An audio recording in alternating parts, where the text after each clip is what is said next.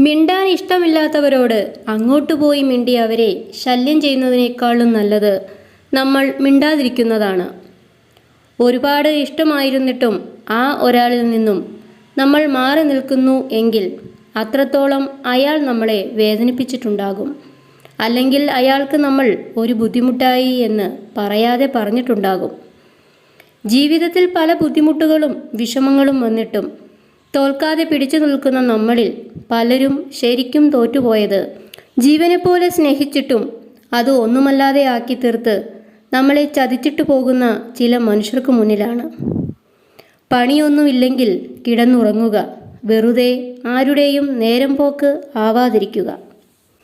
ശക്തമായ ബന്ധങ്ങൾക്ക് വേണ്ടത് മനോഹരമായ മുഖമോ സുന്ദരമായ വാക്കുകളോ അല്ല, പരിഗണിക്കാനുള്ള മനസ്സും തകർക്കാനാകാത്ത വിശ്വാസവുമാണ്.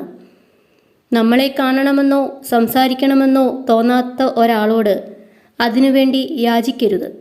യാചിച്ച് കിട്ടുന്നതെല്ലാം ഭിക്ഷയാണ്. അതിൽ സ്നേഹമുണ്ടെന്ന് കരുതരുത്. അത് വെറും സഹതാപം മാത്രമാണ്. ആരോടും തർക്കിക്കാൻ നിൽക്കരുത്. നമ്മളെ മനസ്സിലാക്കാത്തവരുടെ മുന്നിൽ മൗനമാണ് നല്ലത്. നിങ്ങളെ മനസ്സിലാക്കാത്ത മനുഷ്യരുടെ നേരെ മെല്ലെ കണ്ണുകൾ അടയ്ക്കുക. കണ്ണു തുറന്നു നോക്കേണ്ടത് നിങ്ങളുടെ കുറവുകളോടുകൂടി നിങ്ങളെ സ്നേഹിക്കുന്ന മനുഷ്യരിലേക്കാണ്. ഹാപ്പിയായിട്ടിരിക്കാൻ എന്താ വഴി? അനാവശ്യമായി മറ്റൊരാളുടെ കാര്യത്തിൽ ഇടപെടാതിരിക്കുക. നമ്മുടെ കാര്യം നോക്കുക, പോകുക.